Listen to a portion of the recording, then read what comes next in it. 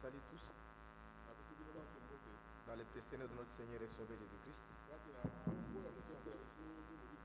Et j'en profite pour vous transmettre les salutations de notre frère Johnny, qui est déjà à Lubumbashi. Dieu voulant, il sera là le jeudi, d'après la conversation que nous avons eue avec lui. Prions pour lui, que le Seigneur le ramène au milieu de nous comme il était parti. Bien-aimés frères, nous venons de suivre cette prédication, mais il y a quand même des leçons à tirer dans cette prédication. C'était une prédication que le frère a tenue sur base de 2 Timothée chapitre 4. Il dit que c'est une écriture que nous connaissons tous. Mais Dieu lui a encore personnellement donné ça. Et c'est là où il a dit, j'aimerais être Timothée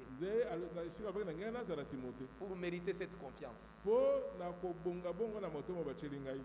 Parce qu'à Timothée, Paul a même dit, dans Philippiens chapitre 2,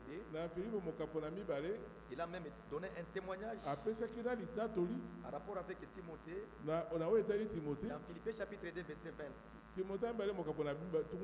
à 21, il dit, car je n'ai personne ici qui partage mes sentiments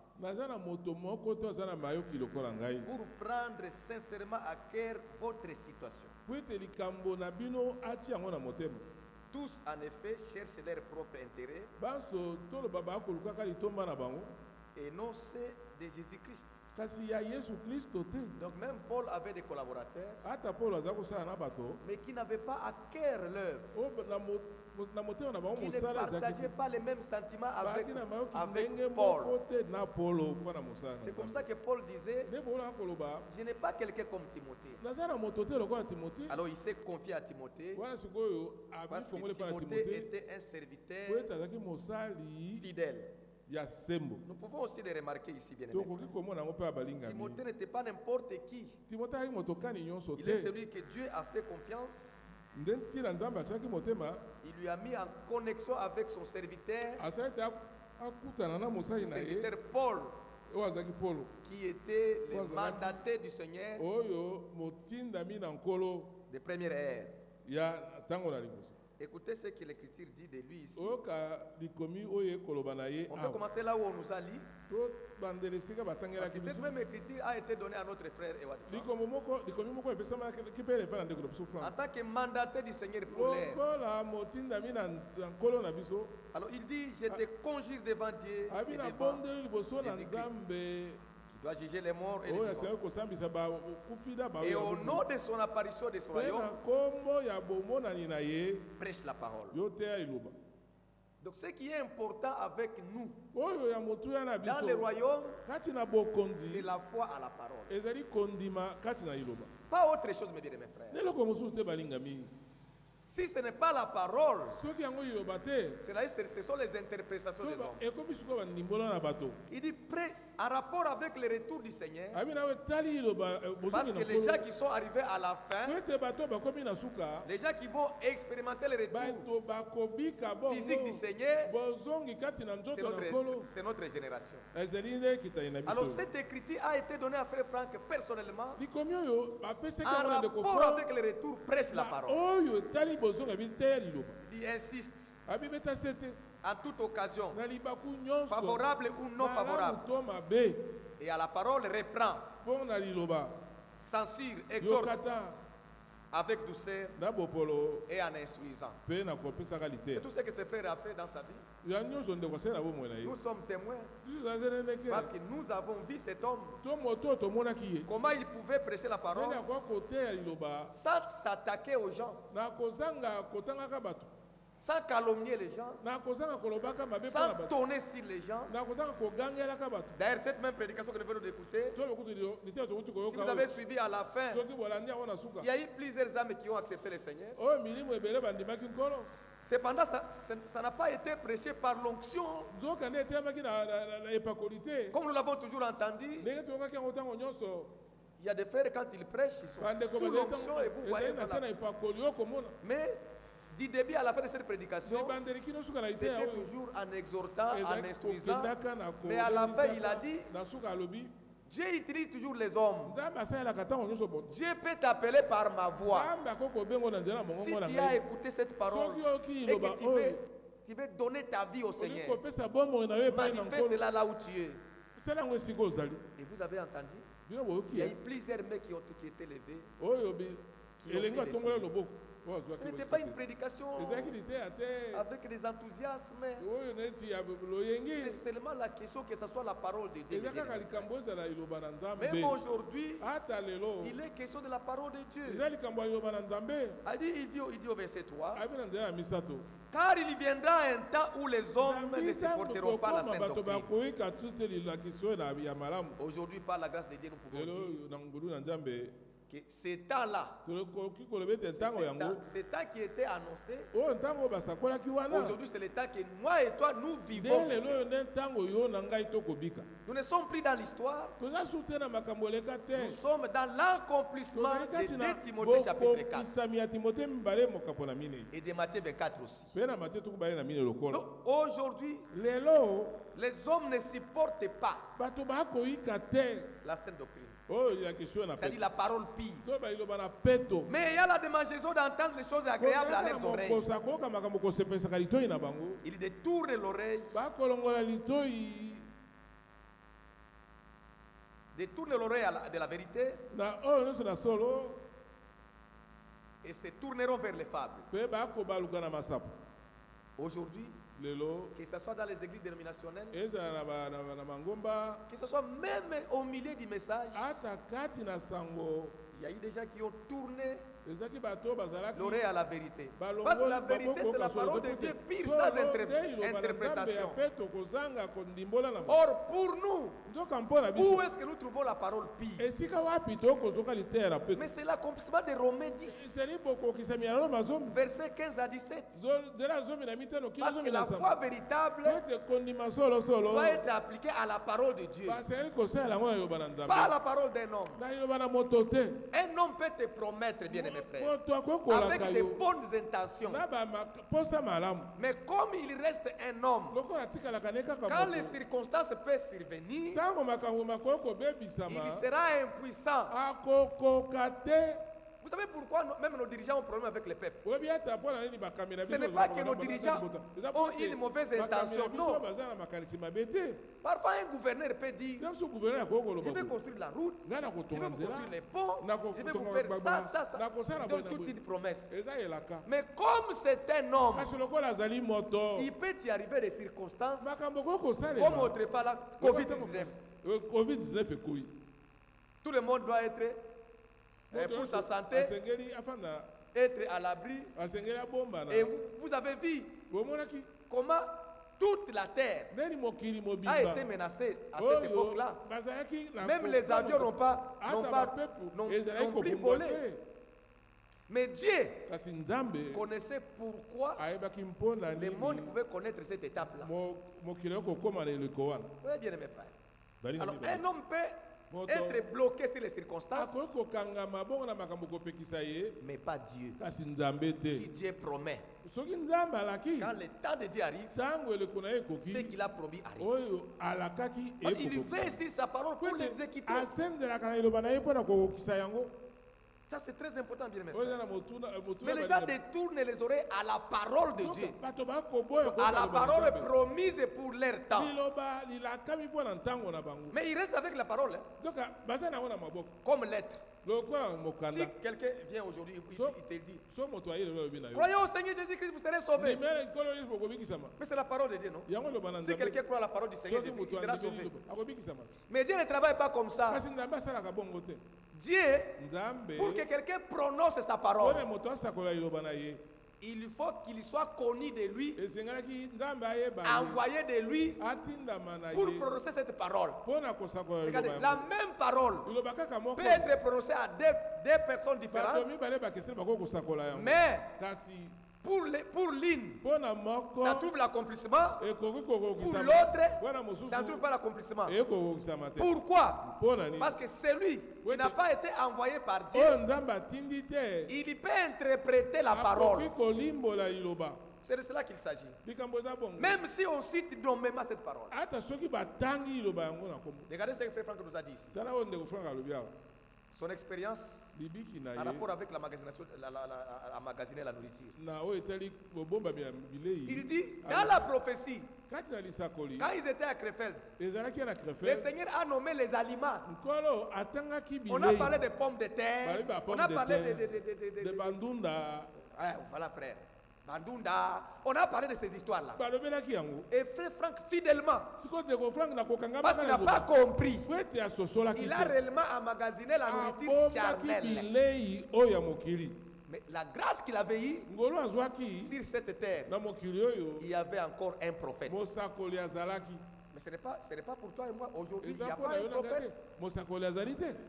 Aujourd'hui, ce n'est pas le cas. C'est-à-dire, si aujourd'hui nous ne demeurons pas dans des choses que nous avons appris, on peut aller loin. Et c'est ça la grâce. Que nous avons à demeurer dans ces choses. À être dans l'esprit qu'avait Timothée. Frère Franck dit sincèrement, j'étais déçu. J'ai emmagasiné pommes de terre, farine, riz, haricots, tout bien emmagasiné. Après tout, la période là de la famine, il y avait l'abondance de la nourriture. Au point où les gens pouvaient commencer à dire, mais cette famine qui était dite là, c'est le contraire maintenant. Frère Franck a voyagé le 3 décembre de la même année là pour aller voir les prophètes. Et vous connaissez la suite. Il a dit, ne me dis rien. Comme c'était l'Esprit de Dieu qui avait révélé à Frère Franck les choses difficiles, l'Esprit de Dieu sur les prophètes, vous pouvez lui dire, tu as mal compris, Franck. Ce n'était pas les haricots. Ce que Dieu t'a dit là, ça concerne Amos 8, 11. C'est ça, cette nourriture-là. Parfois, dans la parole, on parle de nourriture. On parle de brebis. On parle du pasteur. Mais il faut comprendre c'est qui ce pasteur. Ézéchiel 34. Le Seigneur dit. Parce que si vous lisez Ézéchiel, depuis le premier verset, Dieu parle du pasteur d'Israël. Au verset 2, il dit, le fils de l'homme prophétise contre les pasteurs d'Israël. Et puis il dit contre eux beaucoup de malheurs, tout. Mais à la fin ici, le Seigneur explicite. Il dit au verset 31. Ézéchiel 31. Vous mes brebis, brebis de mon pâturage, vous êtes des hommes. Vous comprenez? Mais si quelqu'un ne comprend pas ici, il peut prendre les brebis, il continue à dire brebis. Il n'a pas reçu la révélation. Mais les brebis pour le Seigneur, ce sont des hommes. Et il dit, et moi, je suis votre Dieu, dit le Seigneur des armées. Dit le Seigneur des armées. Il devrait comprendre les tomates c'est quoi. Haricots c'est quoi. Tout ça, c'était la nourriture de notre temps qui devrait être emmagasinée. Quelle est cette nourriture alors? Mais c'est ce que nous venons d'écouter ici. Voyez bien mes frères. Parce que le Seigneur d'Amos, il avait promis la famine. Lisons ça. Dieu ne trompe pas mes bien-aimés frères. Quand il dit quelque chose, quand le temps est arrivé, il fait ici sa parole et il exécute sa parole. Il avait promis d'Amos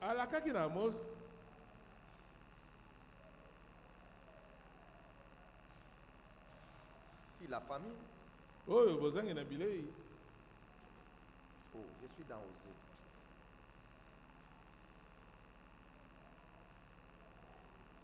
Amos 8. Amos mwami. L'Esprit du Seigneur avait dit ici, voici les jours viennent, dit le Seigneur éternel, où j'enverrai la famine dans les pays. Et lui me dit, non pas la disette des pains et de soif de l'eau, mais la faim et le soif d'entendre les paroles du Seigneur. Gardons la page. Bien aimé, ce que vous venez d'entendre ici, cette prédication que vous venez de suivre, c'est la parole pire du Seigneur. C'est la nourriture qui était emmagasinée, maintenant qui est consommable pendant cet état de famine. Mais ailleurs, les gens ne mangent pas ça. Ils ont formé leur propre docteur. Ils leur disent les choses agréables à leur oreille. Et ça s'appelle les interprétations. Chaque interprétation conduit à la perdition. La grâce que j'ai, la grâce que nous avons auprès de Dieu, c'est que nous sommes dans l'exécution des paroles prophétiques. Cette nourriture que nous mangeons, c'est la prédication qui était emmagasinée. Parce qu'ici le Seigneur dit, non pas la disette des pains et soif de l'eau, mais la faim et soif d'entendre les paroles du Seigneur. Et l'Écriture dit, ils seront alors errants d'une mer à l'autre, des septentrions à l'Orient. Ils iront ça et là pour chercher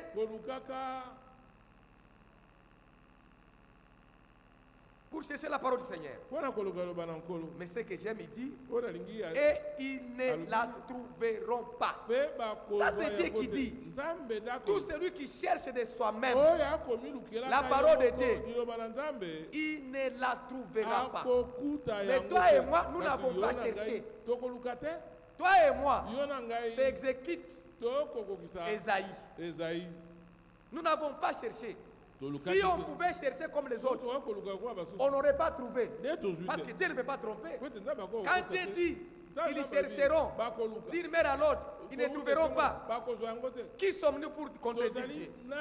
Pour dire que non, Seigneur, moi j'ai cherché. Et j'ai trouvé. Jamais Dieu ne trompe pas. Tous ceux qui cherchent d'eux-mêmes, ils ne trouveront pas. Parce que même les pasteurs qui doivent perdre les troupeaux, Dieu les avait dit à son peuple, c'est moi qui dois établir les pasteurs selon mon cœur, qui vont perdre les troupeaux. Alors si le Seigneur n'a pas établi, et que les gens s'établissent eux-mêmes, ou alors les gens se glissent dans le royaume, ils iront d'interprétation en interprétation. Nous ne cherchons pas. Mais lui, il nous a donné. Nous sommes dans Isaïe 30, l'écriture qui s'accomplit avec nous aujourd'hui. Au verset 20, il est dit, le Seigneur vous donnera du pain dans l'angoisse et de l'eau dans la détresse. Parce que là-bas dans Amos, c'était la faim, du pain et soif de l'eau. Maintenant ici encore il vient, il vous donnera du pain pendant l'angoisse et de l'eau dans la détresse. Maintenant comment il fera? Ceux qui t'instruisent, ceux qui t'instruisent ne se cacheront plus, mais tes yeux verront ceux qui t'instruisent et tes oreilles entendront derrière toi la voix qui dira, voici le chemin. Donc nous venons et le chemin est déjà là. Le Seigneur donnera les hommes qui nous diront, voici le chemin. Et nous, par la grâce de Dieu, nous avons reçu les hommes de Dieu qui nous ont montré le chemin. Quand nous écoutons ces prédications, ça ne nous amène pas à croire à Franck.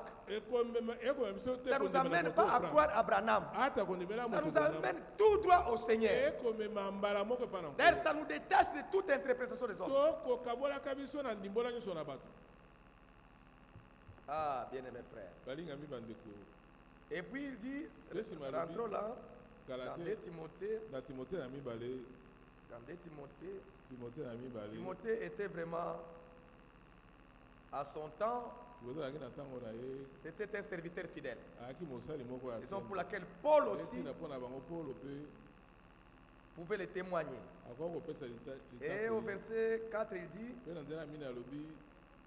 de 2 Timothée, chapitre 4, là où nous étions, verset 5, il dit, mais toi, sois sobre en toutes choses, supporte les souffrances, fais l'œuvre de l'évangéliste, remplis bien ton ministère. Ça, c'est très important. Écoutez, notre frère a dit, j'aimerais être Timothée, mais ça ne dépendait pas de lui, parce que le Seigneur l'avait déjà mis à cette place-là. Mais il était dit ici à Timothée. Je rentre un peu en arrière. Dans 2 Timothée chapitre 2. Écoutez ce qu'on a dit à Timothée. Souffre avec moi. Au verset 3. On peut commencer au verset 2. Ce que tu as entendu de moi, en présence de beaucoup de témoins, confie-les à des hommes fidèles, qui soient capables de l'enseigner aussi à d'autres. C'est-à-dire Timothée avait la mission, parce que lui était déjà jugé fidèle. Paul l'avait jugé fidèle. Alors il dit, ce que tu as entendu de moi, en présence de beaucoup de gens, ces choses que tu as entendues de moi, sois capable. Non, qu'est-ce que j'ai dit? Ce que tu as entendu de moi, en présence de beaucoup de témoins, confie-les à des hommes fidèles. Timothée avait la tâche de confier la parole à des hommes fidèles. Il était établi sur d'autres hommes pour distribuer à des hommes fidèles, qui soient aussi capables de l'enseigner à d'autres. Maintenant là, ça vient aussi. Souffre avec moi comme un bon soldat de Jésus-Christ. Alléluia. On peut sauter. Parce qu'il y a aussi la souffrance. On nous a montré là-bas. Quand on sert réellement le Seigneur, on doit s'attendre aussi aux calomnies, aux malentendus. Mais écoutez, verset 14. Rappelle ces choses en conjurant devant Dieu, qu'on évite les disputes des mots qui ne servent à rien, qui ne servent qu'à la ruine à ceux qui les écoutent. Pas de discussion, pas de disputes des mots. Efforce-toi de te présenter devant Dieu comme un homme éprouvé, un ouvrier qui n'est point à rougir, qui dispense droitement la parole de la vérité. Et il ajoute, évite les discussions vaines, profanes, car ceux qui tiennent avanceront toujours dans l'impiété et leurs paroles rongeront comme gangrène. Et là, il cite certaines personnes. Mais écoutez, je peux encore prendre ça. Il dit au verset 22-23, puis les pasteurs de la jeunesse recherchent la justice, la foi, l'amour et la paix, avec ceux qui invoquent le Seigneur d'un cœur pur. Il y a des gens qui invoquent le Seigneur d'un cœur pur. Mais nous avons vu certains dans Philippiens 2:21. Il y a des gens qui ne recherchent pas l'intérêt de Christ. Ils sont à la recherche de leurs propres intérêts. Même s'ils prêchent, ils prêchent parce qu'ils cherchent l'intérêt. Bien-aimés frères, nous ne recherchons pas l'intérêt. Notre intérêt, c'est que nous puissions avoir les récompenses du Seigneur.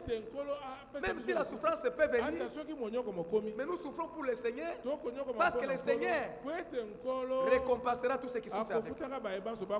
Alors il dit, repousse les discussions folles et inutiles, sachant qu'elles ne font naître que des querelles. Bien aimé frère, là où il y a des discussions, les querelles sont là. Regardez seulement, des personnes qui discutent entre eux, la finalité de chaque discussion sont les querelles. Que Dieu nous préserve.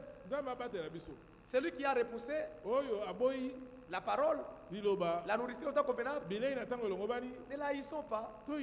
Gardons l'esprit. Si le temps est encore là, prions pour lui et avançons. Parce que si nous sommes dans des discussions, c'est nous qui avons la vérité. C'est vous qui avez la vérité. C'est nous qui avons la vérité. Nous perdons le temps. Nous perdons le temps. Mais que Dieu nous préserve de ce genre d'esprit, afin que nous puissions nous occuper réellement de notre préparation. Parce que quand nous allons dans Matthieu 25, je le répète tous les jours, vous trouvez, et d'ailleurs l'Écriture dit, toutes les vierges, sages comme folles, étaient endormies. Que vous le vouliez ou pas, que vous soyez sage ou folle, vous allez vous endormir. Parce que c'est ainsi dit la parole. Mais le message maintenant vient pour réveiller l'épouse. Et l'Écriture dit, tous deux se réveillèrent. C'est-à-dire, les vierges folles et les vierges sages se réveillèrent. Là, on ne trouve pas de discussion. Ils se préparent de leur manière. Chacun se prépare. Chacun prend soit de sa préparation, mais le message vient, il les réveille tous. Il les réveille tous. Mais quand ils ont avancé, comme il s'agit de lampes, parce que la lampe a été interprétée dans des pierres, ils avaient des lampes. C'est les sages qui ont compris maintenant que nos lampes sont en train de s'éteindre. C'est un constat qu'eux-mêmes ont fait. Bien-aimé frère, tu ne peux pas te tromper. Tu ne trompes pas Dieu, tu ne te trompes pas toi-même. On n'est pas fils de Dieu parce qu'on prêche la parole. Non. Il y a beaucoup de prédicateurs qui ne sont pas nés de nouveau. Mais ils ont cette parole dans la tête. Et quand ils vous expliquent, vous pensez que c'est en tout cas c'est un éminent prédicateur. Non, ce n'est pas question de la tête. La parole de Dieu ne s'explique jamais. La parole de Dieu se proclame. Et comment ça se fait? Regardez, je vous montre. Les enfants de Dieu sont des rebelles là-bas. Ils sont dans leur propre voix. Dieu appelle un homme. Il lui donne sa parole. Il lui dit, va leur dire. Et très souvent, vous savez l'histoire de Moïse et tout le reste, même de Branham, même de Franck, ils ne m'écouteront pas. Ils en ont assez. Mais Dieu dit, va leur dire. Ceux qui sont de Dieu écouteront. Et quand le prédicateur vient, ou le mandataire du Seigneur, il ne vient pas pour commencer à vous expliquer que la parole soit dite ou ne soit pas dite. Il la donne de manière brute. Il dit, voici ce que Dieu dit. Ceux qui sont de Dieu, directement ils croient. Ceux qui ne sont pas de Dieu, ils peuvent commencer à interroger les serviteurs. C'était quand? Il vous a dit. C'était où? Dans quelles circonstances? Pourquoi seulement toi? Beaucoup de questions. Mais les enfants de Dieu, ils écoutent. Ils écoutent par les oreilles et ils écoutent par le cœur. Ils croient, ils avancent. Pas de discussion. C'est toi-même qui dois comprendre que j'ai perdu le temps. Ma lampe est en train de s'éteindre. Parce qu'il ne s'agit pas seulement d'avoir la parole prophétique. Nous l'avons eu tous. Même tous les frères qui s'appellent Branamis aujourd'hui. Ils ont le message. C'est la parole prophétique. Ils en ont. Vous ne pouvez pas les ravir ça. D'ailleurs, les ailes qu'ils ont, quand ils se tiennent dans le Branham a dit, vous n'avez pas des ailes. Il y a des frères qui sont dans les tonnerres, frères. Quand il vous dit, le tonnerre est révélé. Alléluia. Le tonnerre est révélé. Vous n'avez pas d'ailes. Mais, par la grâce de Dieu,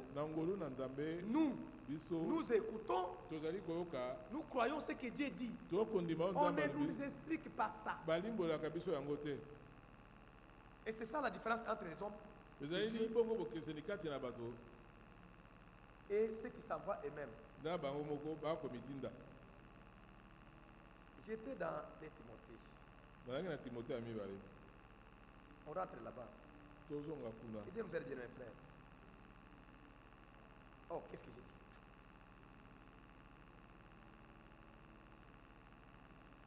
Prenons Apocalypse Ça nous a été dit aussi. Et achevons par cette pensée là-bas. Nous sommes dans Proverbe 19. Je pense que vous avez aussi entendu ça. C'était dit ceci. Verset 9. Et l'ange me dit, écrit, heureux ceux qui sont appelés au festin des noces. Et il me dit, ces paroles sont véritables, paroles de Dieu. Le fait d'être invité, c'est une grâce. Bien aimés frères, nous ne nous sommes pas invités nous-mêmes dans le royaume. La grâce que nous avons, c'est que nous avons été invités. Et puis il dit, verset 10. Et j'ai tombé à ses pieds pour l'adorer. Et il me dit, garde-toi de le faire. Je suis ton compagnon de service et celui de tes frères qui ont le témoignage de Jésus. Adore Dieu, car le témoignage de Jésus est l'esprit de la prophétie. Bien aimés frères, chacun de nous doit avoir le témoignage de Jésus. Or, ce témoignage de Jésus, c'est l'esprit des prophéties. Aujourd'hui, ce qui est très important, c'est la foi à la parole prophétique. Ce que Dieu a promis, moi, j'ai la capacité, quand j'écoute, je dis Amen. Mais les autres, quand ils voient là-bas, ils n'ont pas la révélation. C'est comme on disait Frère Franck à l'époque. Quand on parle de tomates, lui parle aussi tomates. Quand on parle de riz, lui parle aussi de riz. Ce n'était pas ça. On nous a dit dans 2 Pierre, on dit même le temps de Pierre a reconnu. Il dit, Paul avait des paroles difficiles dans ses prédications. Mais les gens qui pouvaient seulement se glisser, ils étaient en train de tordre le sens de ces paroles-là. Pourquoi? Parce qu'ils n'ont pas reçu l'esprit qui était sur Paul. Bien aimé frère, Timothée avait le même esprit qui était en Paul. Allons là-bas pour achever. Écoutez, rentrons là-bas pour achever. Ce n'était pas facile que Paul puisse s'identifier dans Timothée. Tu fasses quoi? S'identifier dans Timothée. Il regarde Timothée et dit, ah, ce que tu as entendu de moi, au milieu de plusieurs frères, sois capable de les donner aux frères fidèles. Il lui avait fait confiance. Raison pour laquelle, écoutez, nous sommes au 2 Timothée chapitre 3. L'Écriture dit, verset 10. On va s'arrêter à 14. Il dit, pour toi, Timothée, tu as suivi de près mon enseignement, ma conduite, mes résolutions, ma foi, ma douceur, mon amour et ma constance. Bien aimé, Timothée avait suivi Paul dans tout ça. Si Paul était un envoyé de Dieu pour ce temps-là, et que Timothée était dans l'obligation de suivre de près l'enseignement de Paul, nous aussi, nous devons suivre de près l'enseignement des mandataires de Dieu pour notre temps. Et puis il dit, tu as même suivi de près mes persécutions, mes souffrances. Verset 12. Or, tous ceux qui veulent vivre pieusement en Jésus-Christ seront persécutés. Je vais poser une question ce soir avant qu'on termine.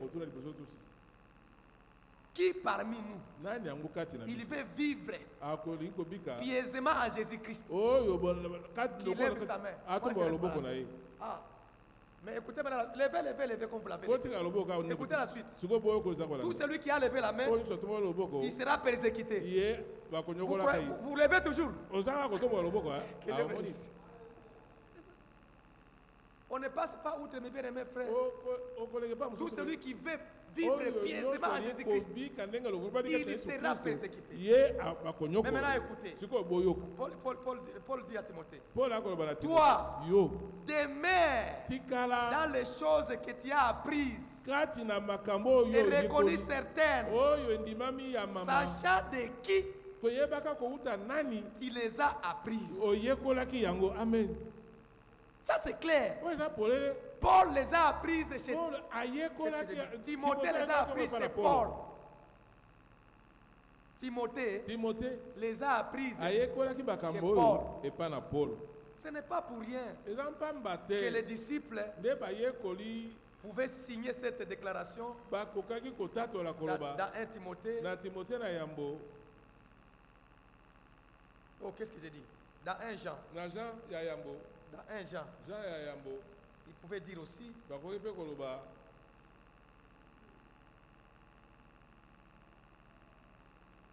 Chapitre 1er.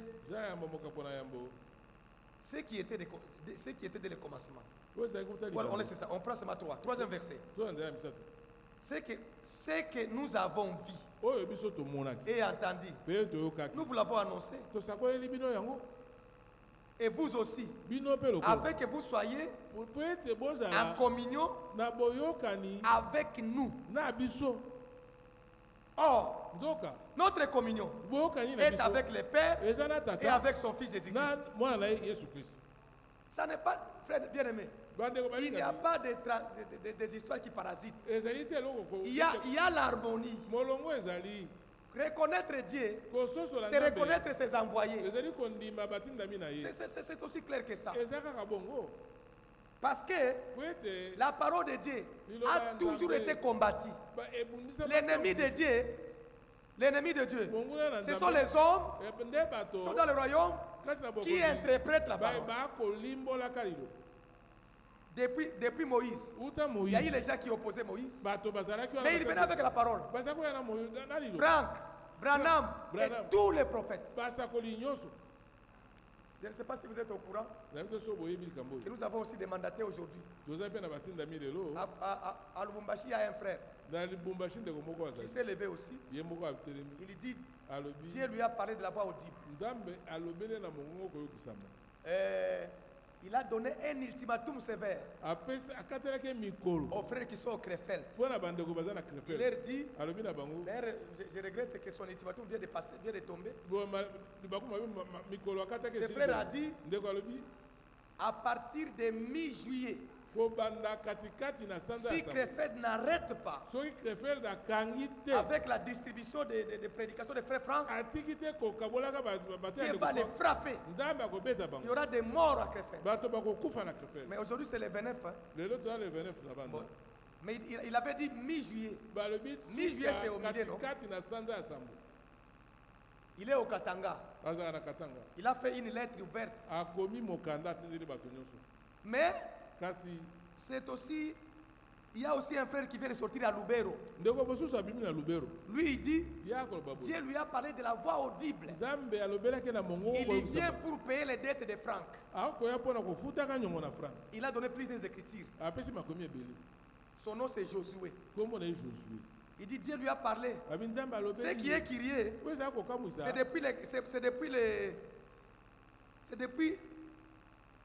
c'est depuis 2020 qu'il a eu un songe de la voix audible dans un avocat. Dieu lui a parlé, il était en bout, il était en bout à Kinshasa. Dieu lui a parlé dans un avocat. Il dit, tes péchés te sont pardonnés. Tes péchés te sont pardonnés. Il dit,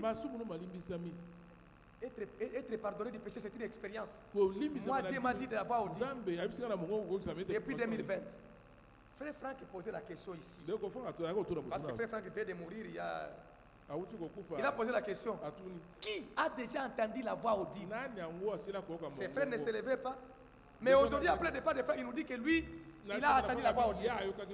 Vous voyez mes bien-aimés frères. Donc que Dieu nous préserve d'écouter des gens qui s'introduisent dans le royaume. Comme de Timothée.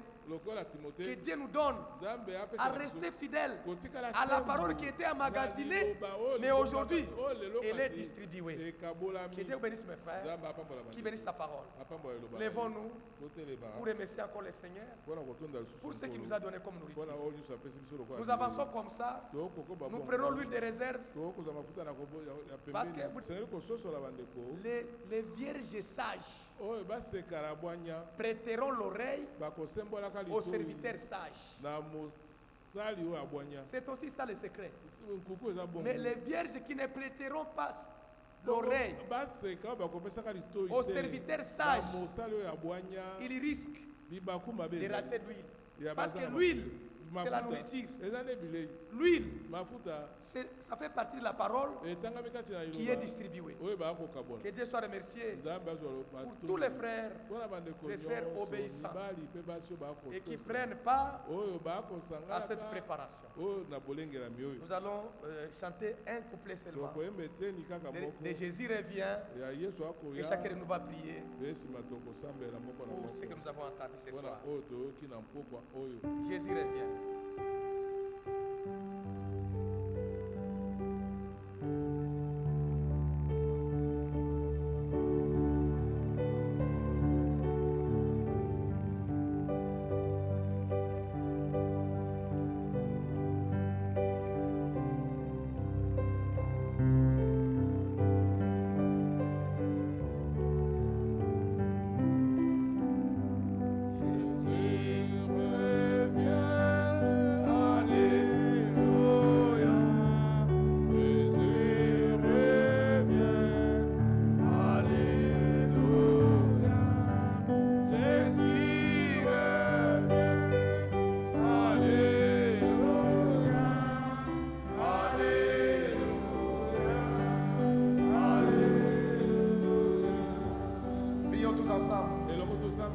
Dieu notre Père, te disons merci ce soir pour la visitation au moins de cette parole que nous avons entendue.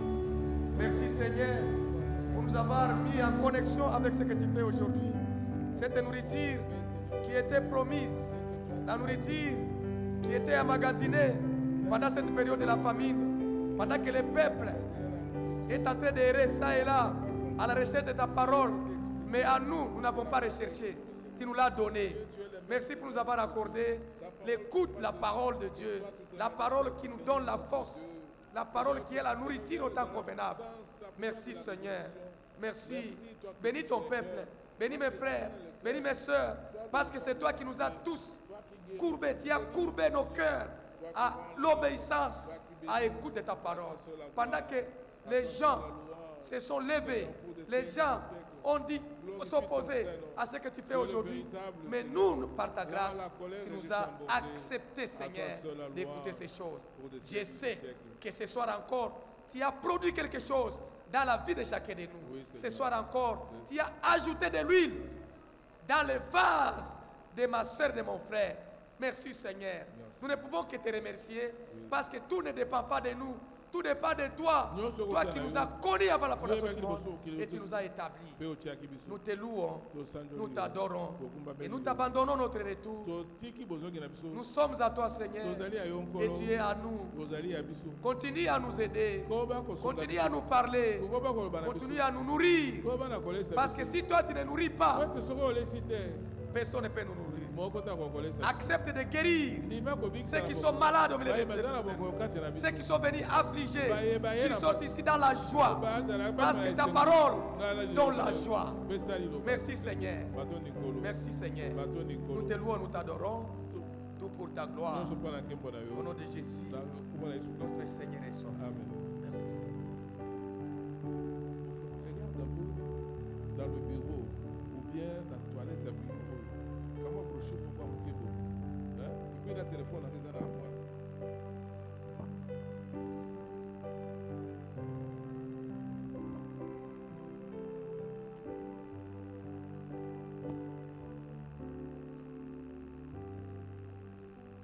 Amen.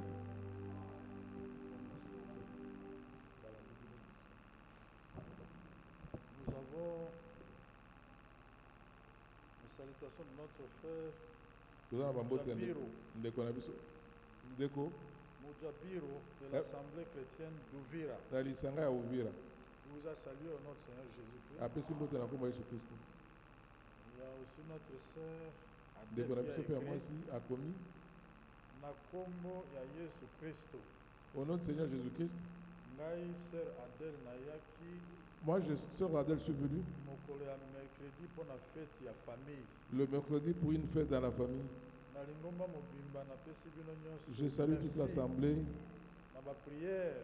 Je vous remercie pour les prières et les messages qui m'arrivent, qui me parviennent. Je vous remercie, vous tous. Que Dieu vous bénisse. La sœur Adèle. Si elle est là, elle peut se tenir debout. bien. Elle est là.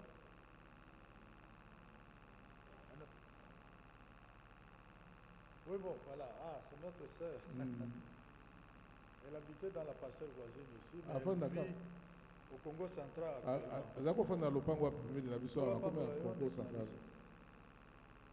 Voilà, aujourd'hui, il n'y a pas la liste de ceux qui ont suivi en ligne. C'est pas grave, nous allons chanter un cantique et nous partirons.